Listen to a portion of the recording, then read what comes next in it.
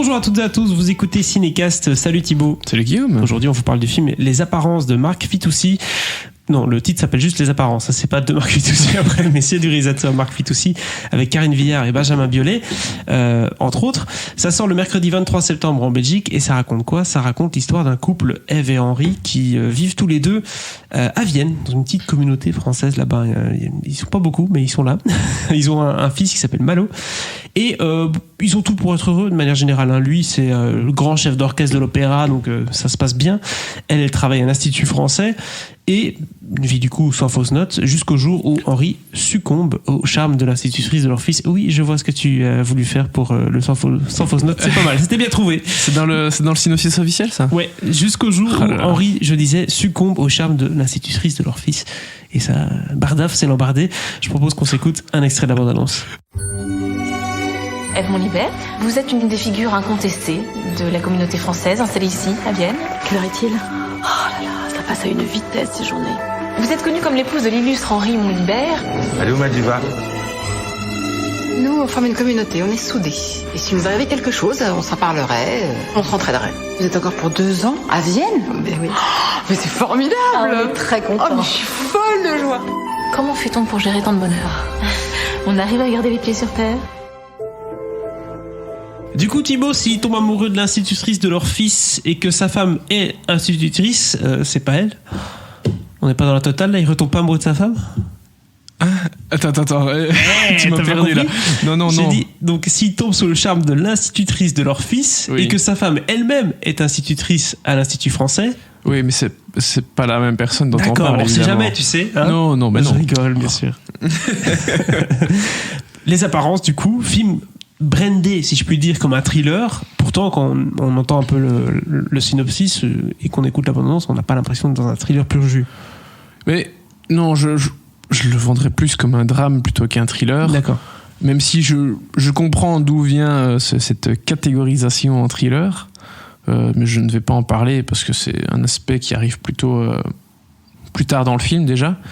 Mais je comprends l'idée, mais globalement c'est quand même plutôt un drame où, voilà, comme tu l'as dit, le chef d'orchestre va tomber amoureux de l'institutrice de son fils, mais madame va l'apprendre, en tout cas elle va le suspecter d'abord, ouais. Et puis elle va l'apprendre et avoir la confirmation de cette relation. Et de son côté à elle, à un moment, elle va avoir une nuit un peu arrosée, elle va tromper son mari, mais c'est l'histoire d'un soir. Le problème, c'est que le jeune homme avec qui elle a trompé son mari est très insistant. Okay. Et qui va se mettre à la stalker. Voilà, SMS à gauche, appel en absence, je viens tonner chez toi. Voilà, et donc, voilà, la catégorisation thriller vient aussi de ça. C'est oppressant. Mais, enfin bref, voilà. Pour moi, c'est quand même plutôt un drame qu'un thriller, mais je comprends, c'est pas choquant. Marc Fitoussi, c'est donc le réalisateur du film. Il a écrit pas mal de films par le passé. Il en a même réalisé aussi. Hein. Je pense au film Selfie. Ouais, Selfie, il est réalisateur du film, mais c'était un film à sketch. Larry Tournelle, Pauline Détective, etc. On est dans des films qui souvent étaient assez légers, assez envolés presque même. Tu sais, des films qui font plaisir à voir. Et ici, on tombe peut-être dans un truc un peu plus sombre. C'est ça que tu me dis ? Oui, je pense que oui, parce qu'évidemment, le titre Les Apparences est très éloquent. Surtout si monsieur essaie de garder sa relation extra-conjugale secrète, mais que madame le sait quand même, et que vu que madame a passé elle-même une soirée extra-conjugale, si monsieur l'apprend, bref, voilà, il y a plusieurs choses qui vont se produire, et donc des jeux de faux semblants, évidemment. Un peu pesant, du coup, parfois. Mais oui, des apparences qu'il faut garder. Et c'est comme ça pour beaucoup de choses dans le film. Et là où le film est évidemment intéressant, c'est dans le fait que l'épouse apprenne la relation de son mari, en ait la confirmation, et qu'elle commence à semer la zizanie, pour le dire très gentiment. C'est-à-dire que si, par le plus grand des hasards, elle arrivait à trouver le mot de passe de la boîte mail de l'amante de son mari, ce serait quand même pas mal, quoi. Surtout que forcément, elle pourrait envoyer des mails aux parents d'élèves de l'école. D'accord. Donc ou à la direction. Vengeance, quoi. voilà, il y a des choses un peu malsaines comme ça qui vont se dérouler par la suite. Surtout dans des univers où tout est bien présenté, bien présentable. En général, des taches de ketchup sur un costard, ça se voit. Voilà, n'est-ce pas? Tu as bien résumé l'histoire. Okay. C'est sur le poster du film, je rigole. Mais voilà, je trouve que le film devient intéressant dans cette partie plus manichéenne, évidemment, des personnages, jusqu'à la fin, qui est même carrément très dramatique. Donc voilà, j'en dis pas plus parce que vraiment il y a pas mal d'éléments à découvrir pendant le film. Je pense que j'ai bien teasé déjà, on a bien résumé et bien teasé ça donne envie. Cette histoire qui aurait pu sentir le soufre un petit peu, hein. Tu dis ça peut être encore un téléfilm, hein. Mais non, pas du tout. Je trouvais que dans l'histoire déjà en tant que telle, qui est tirée d'un bouquin, c'est un peu la mode en ce moment. Le bouquin s'appelle donc Trahi de Karine Alftegen, pardon. Ouh, pas mal. T'as fait qu'une petite faute dans le nom. Et puis tu t'es repris, c'est bien. Oui, c'est l'adaptation. Après, j'ai pas lu le bouquin, mais l'histoire en tant que telle est vraiment intéressante.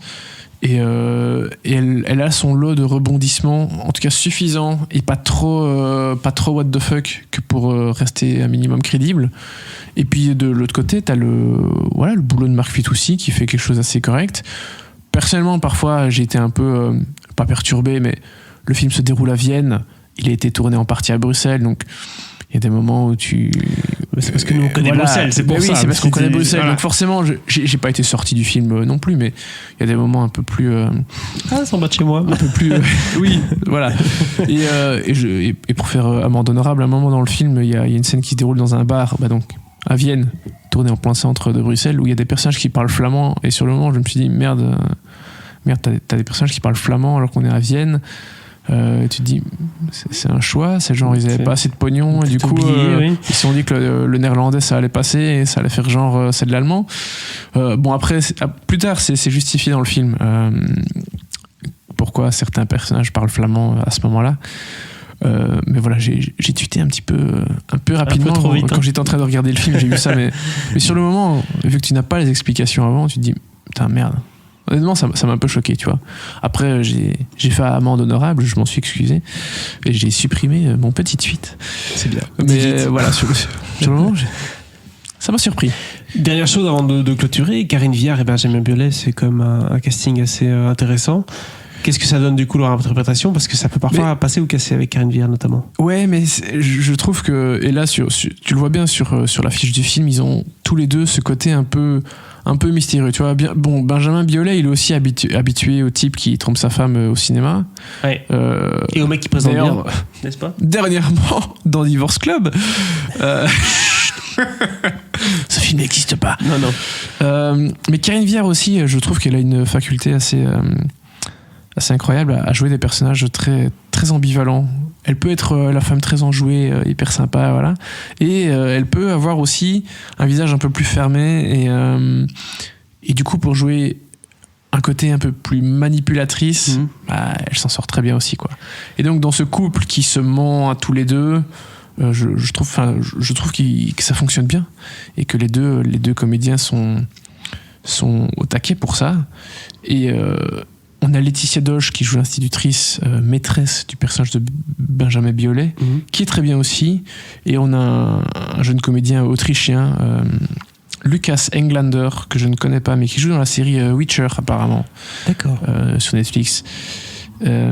Qui était très bien aussi dans ce rôle d'amant d'un soir, stalker, creepy. Voilà. N'est-ce pas? Donc, très bon casting. Combien d'étoiles tu donnes à ce film, Thibaut, du coup? Eh ben écoute, je vais changer, parce que là, ça fait quelques films que je dis que je donne 2 étoiles, mais je vais donner un 3 étoiles. Vraiment, oui. De ce que j'ai vu, forcément, de ces 2 dernières semaines, on est dans quelque chose de plus... Écoute, un peu plus au-dessus. Tu m'as donné envie de le voir également. J'irai le voir, je verrai ce film. C'est donc le film Les Apparences du réalisateur Mark Fitoussi qui sort du coup ce mercredi 23 septembre au cinéma.